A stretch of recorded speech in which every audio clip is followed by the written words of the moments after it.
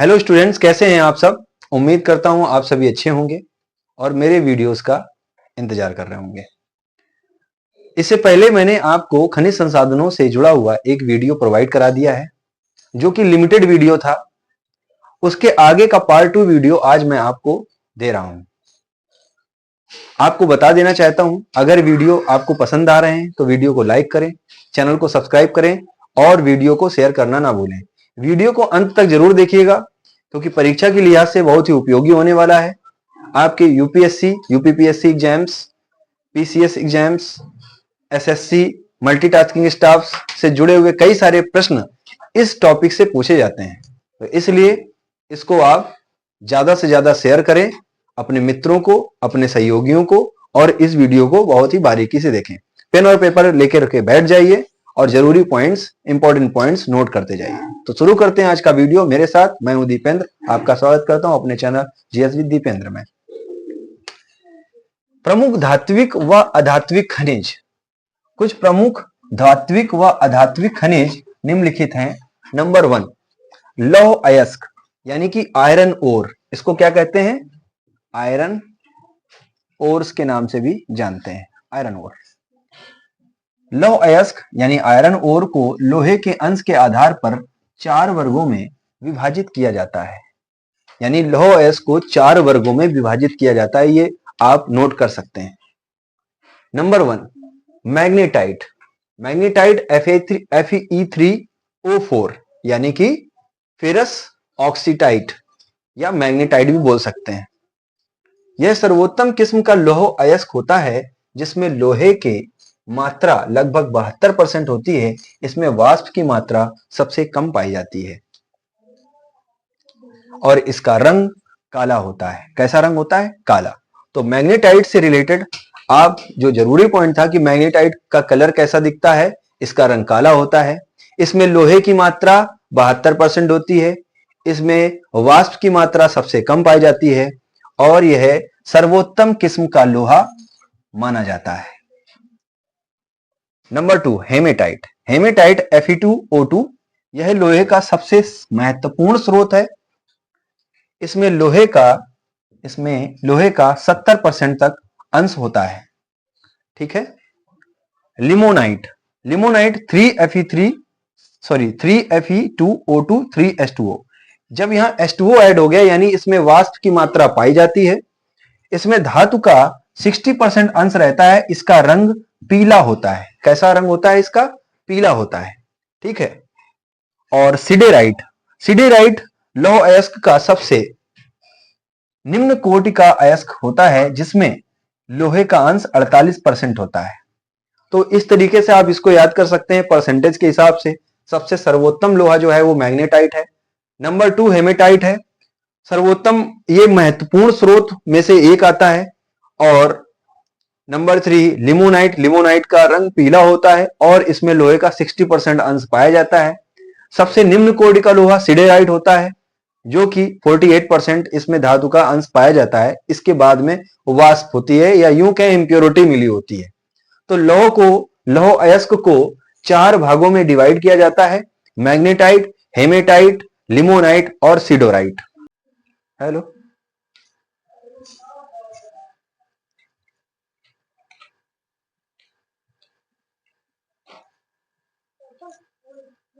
काले बहुत लग रहा है। तू भूख नहीं लगती है मुझे। हाँ, क्या करूं? गोल्ड ये मतलब ये बुक है। तुम अपनी एक पेज राइटिंग लिखो। इसमें राइटिंग लिख रहा है। तेरे मम्मा अभी बचे थे। एक पेज राइटिंग से ना चला के दिखा दे। रजिस्टर में ना करके कॉपी कर रहा है। करने दो।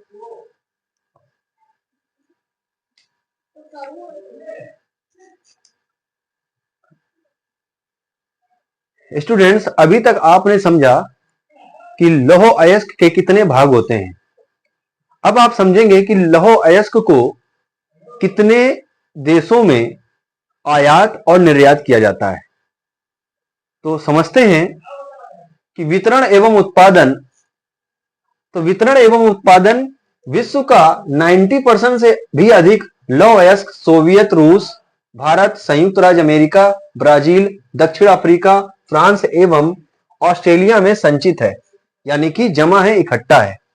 तथा कुल उत्पादन 80% से भी अधिक सोवियत रूस, संयुक्त राज्य अमेरिका, ब्राजील, चीन, Australia, Sweden, Britain, Bharat, France एवं जर्मनी से प्राप्त होता है। यानी कि विश्व का 90% लोहा, 90% लोहा अयस्क इन कंट्रीज में रखा हुआ है। वो कंट्रीज कौन कौन सी हैं? सोवियत रूस है, भारत है, संयुक्त राज्य अमेरिका है, ब्रिटेन है, जर्मनी है, फ्रांस है, दक्षिण अफ्रीका है इत्यादि। ऐसे जो देश हैं इनमें 90% लोहा अयस्क इकट्ठा रखा हुआ है, संचित रखा हुआ है। इसमें से 80% लोहा यानी लौह अयस्क संयुक्त राज्य अमेरिका, ब्राजील, चीन, Australia, Sweden, Britain, Bharat, France एवं जर्मनी से प्राप्त होता है। 80% लोहा। और सबसे बड़ी बात यह है कि जापान उनमें से एक ऐसा देश है जो विश्व का सबसे बड़ा लौह अयस्क आयातक है। आयातक 45% अकेला। विश्व का सबसे बड़ा लौह अयस्क आयातक देश कौन है? जापान है। मैग्नीज के बारे में समझ लेते हैं। तो लौह अयस्क में आपने समझा।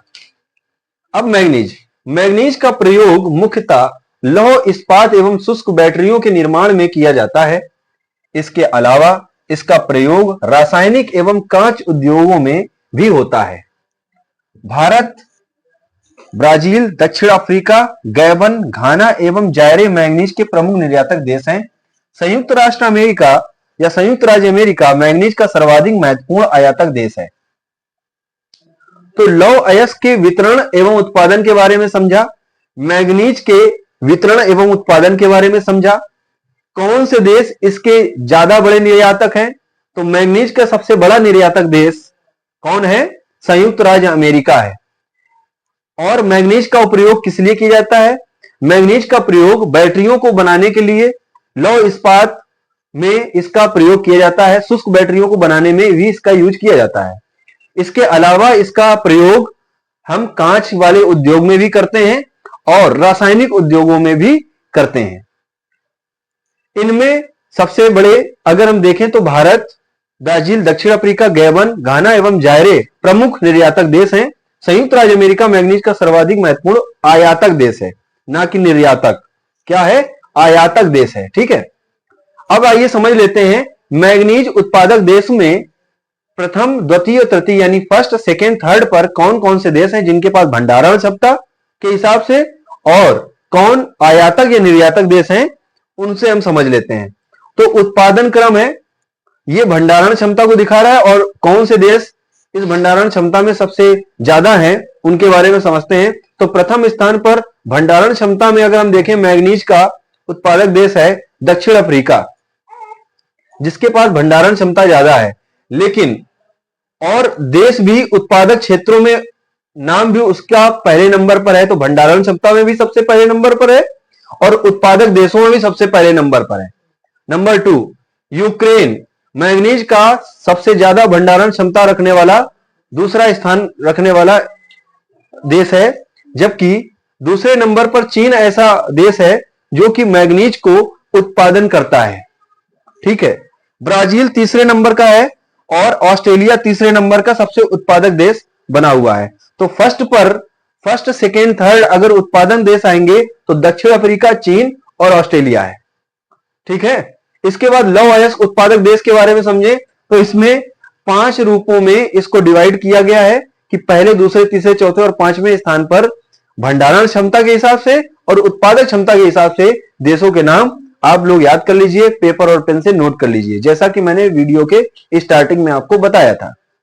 वीडियो के एंडिंग में आपसे प्रश्न जरूर पूछूंगा, उसके लिए आप तैयार रहिएगा। वीडियो को लाइक, सब्सक्राइब और शेयर करना ना भूलें। यदि कोई चीज कमी लग रही है तो कमेंट बॉक्स पर शेयर जरूर करें। आगे की बात है, लौह अयस्क उत्पादक देश कौन कौन से हैं? ऑस्ट्रेलिया सबसे पहले नंबर पर है। किस मामले में? भंडारण क्षमता के मामले में। तो लौह अयस्क में उत्पादन क्षेत्र के मामले में चीन सबसे ज्यादा है। सबसे ज्यादा कौन उत्पादन करता है? चीन करता है। लेकिन भंडारण क्षमता किसके पास है? ऑस्ट्रेलिया के पास है, पहले नंबर पर। दूसरे स्थान पर भंडारण क्षमता के मामले में ब्राजील है, जबकि उत्पादन क्षमता के मामले में ऑस्ट्रेलिया है।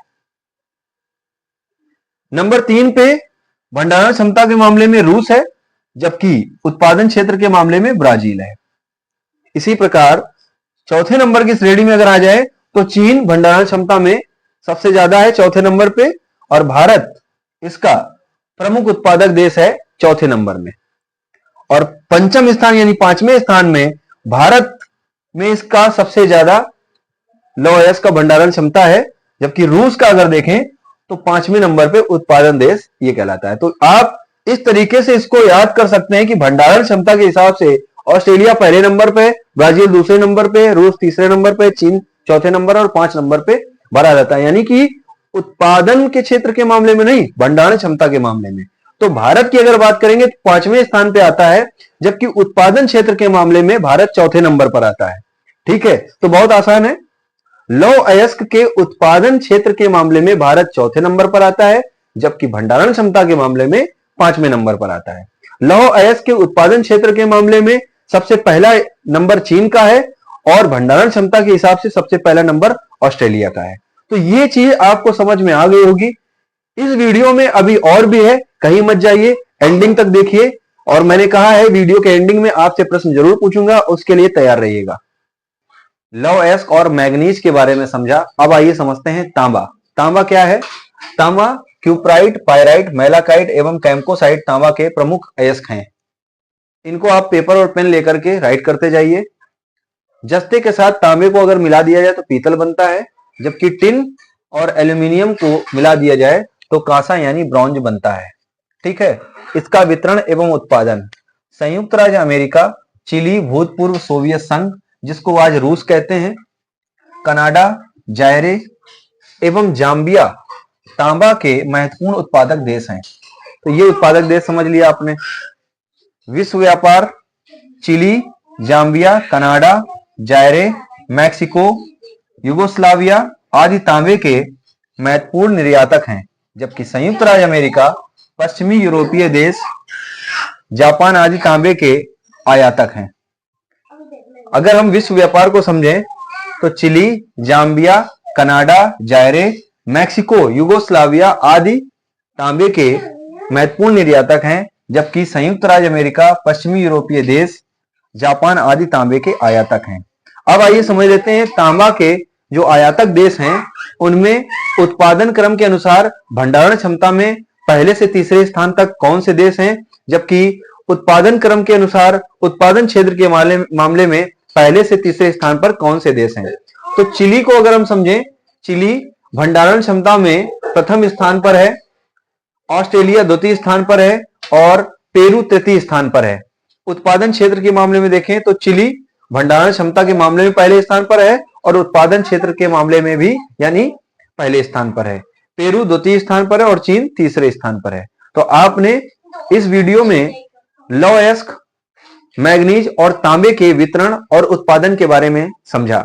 जैसा कि मैंने वीडियो में आपसे ये वादा किया था कि अंत में प्रश्न जरूर पूछूंगा, तो आइए शुरू करते हैं प्रश्नों का सिलसिला। कि मैं वीडियो के अंत में प्रश्न जरूर पूछूंगा, तो पेश करता हूं आपके सामने कुछ प्रश्न जो आपके इन टॉपिक से रिलेटेड हैं, जो मैंने आपको वीडियो में बताए हैं। तो आइए चलते हैं वीडियो की तरफ और प्रश्नों की तरफ।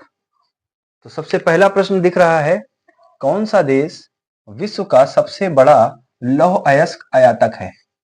कौन सा देश विश्व में सबसे बड़ा लौह अयस्क आयातक है? तो पहला ऑप्शन दिख रहा है भारत, नंबर 2 रूस, नंबर 3 जापान, नंबर 4 जर्मनी। तो आप जानते हैं, आपको मैंने पढ़ाया है, पेपर और पेन लेकर के आप बैठे थे, आपने नोट जरूर किया होगा और आपका आंसर है जापान। तो जापान विश्व में सबसे बड़ा लौह अयस्क आयातक है। नंबर 2, लोहे का कौन सा अयस्क निम्न कोटि का होता है? और लोहे का कौन सा अयस्क निम्न कोटि का होता है? तो आप जानते हैं कि लोहे को, लौह अयस्क को 4 भागों में विभाजित किया जाता है। Number 1 magnetite, number 2 hematite, number 3 limonite और नंबर 4 सिडेराइट। तो सिडेराइट नाम का लौह अयस्क सबसे निम्न कोटि का होता है, क्योंकि उसमें लोहे का अंश 48% ही पाया जाता है। बाकी उसमें अशुद्धियां होती हैं, वाष्पित होता है, जिसकी वजह से हमारा जो आंसर है आपका 4 नंबर का आंसर ठीक हो जाएगा। तो सिडेराइट सबसे निम्न कोटि का लौह अयस्क माना जाता है। तो आपका आंसर नंबर 4।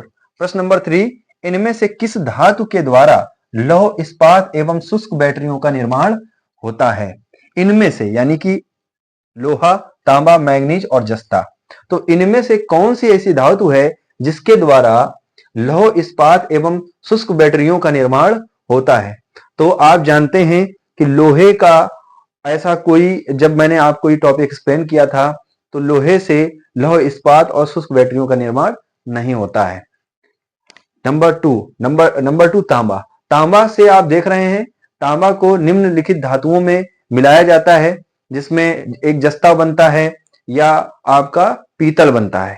ठीक है, तो उसमें जब तांबा वाला हम चैप्टर पढ़ा रहे थे, तो तांबे में आपको कहीं ये नहीं बताया गया कि लौह इस्पात और शुष्क बैटरियों का निर्माण होता है। Number 3, manganese. मैग्नीज ही ऐसी धातु है स्टूडेंट्स जिसकी द्वारा हम लौह इस्पात और शुष्क बैटरियों का निर्माण करते हैं, और इसका उपयोग कांच और रासायनिक इत्यादि उद्योगों में भी किया जाता है। तो आपका आंसर नंबर 3 का 3 आंसर होगा। क्वेश्चन नंबर 4, लौह अयस्क का उत्पादन करने वाला प्रथम स्थान पर कौन सा देश है? स्टूडेंट्स, ये क्वेश्चन आपके लिए, इसका आंसर आप कमेंट बॉक्स पर हमको देंगे, और आने वाले समय में एक नया टॉपिक लेकर के मैं आपके सामने उपस्थित होऊंगा। तब तक के लिए आपसे विदा लेता हूं। जय हिंद, जय भारत।